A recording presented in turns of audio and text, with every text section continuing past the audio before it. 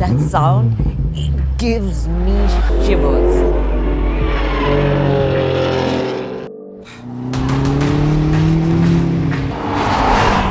Now, if you're a petrol head like me, then that's a sound you'd easily recognize. Just gets the adrenaline flowing, doesn't it?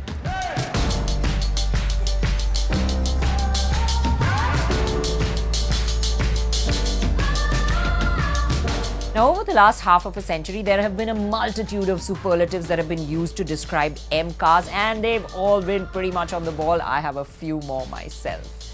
Well, if BMW is the ultimate driving machine, M cars take it to a whole different level, and all of us petrol heads have lusted after them at some point or the other. Now, with M cars turning 50 this year, it's an apt time to go over the past and pick our favorites.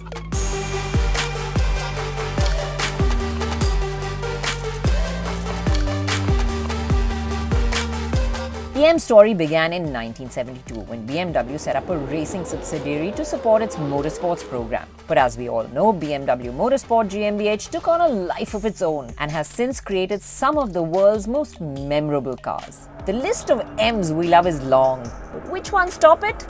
Let's see.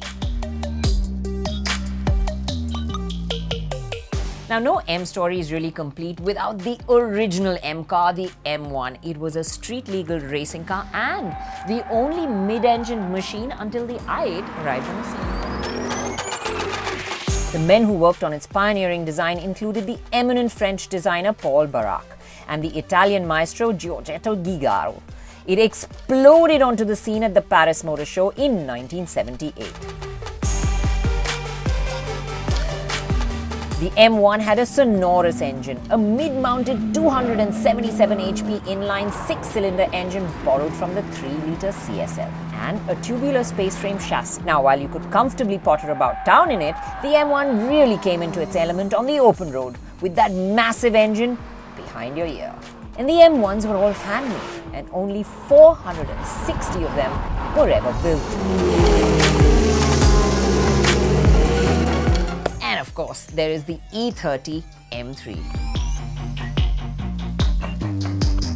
Launched in 1986, it was a revelation and possibly amongst the most highly regarded M's of all time. As it was homologation special for the race cars, it was quick, sharp and eminently tossable. And the credit for that should go to its precise steering and 4-corner independent suspension. And when you saw those iconic flared wheel arches in your rear view, you knew it was time to get aside. Initial versions were powered by the legendary S14 2.3-litre inline 4-cylinder unit, and later models such as the Sport and Sport Evolution guaranteed automotive bliss with its high revving and characterful nature.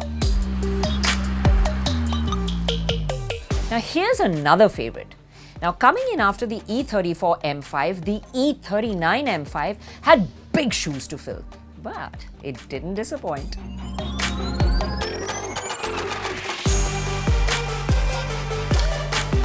The M5 was the fastest sedan around the block in the late 1990s, and its V8 engine paired to a 6-speed manual was amongst its prime delights. We are talking about 400 HP and a 7,000 RPM redline.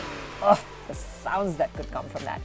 An unerringly precise 6-speed manual. The general feeling is that E39 M5 is the perfect sports sedan, and that could well be true.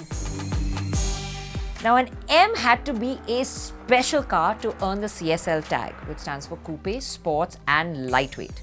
And the E46 M3 CSL was certainly a special car. Back in the early 2000s, it lapped the Nürburgring in 7 minutes and 50 seconds, and it was the first production M to come with a carbon fiber roof as standard. And with no aircon, which was optional, and thinner rear windows, it was deliciously light and true to its moniker. Under the hood was a powerful 360 HP unit, and the power-to-weight ratio was an appetizing 3.85 kg per HP. The M3 CSL distinguished itself from its peers in many ways. There was that single porthole on one side of the front apron, and of course that gorgeous exhaust note that emanated from its twin tailpipes. You just have to listen. And initially at least, you could get it only in either sapphire black or silver grey, and it looked smashing in both.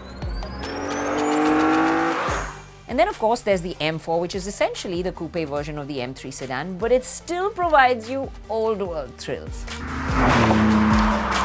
And lastly, I'd pick the BMW M4 competition. The M4, essentially a coupe version of the M3 sedan, is tech forward, but it still provides you the old world thrills. The latest in the line is the M4 competition that dropped in India earlier this year and gets a straight 6 petrol and all-wheel drive. And I think it looks absolutely radical as well. The M4 gets gobs of power and torque and can reach the ton in a frankly ridiculous 3.5 seconds. Also on board is an adaptive M-specific suspension, M-Sport differential and high-performance compound brakes. Now I can see myself in any one of these on the weekend whipping up a storm. Unfortunately, that's just hypothetical thinking. It ain't gonna happen anytime soon. But speaking of favorites, which is your favorite M? Tell us. And just to get your juices flowing, I'm going to leave you with this evocative clip of an M at full tilt.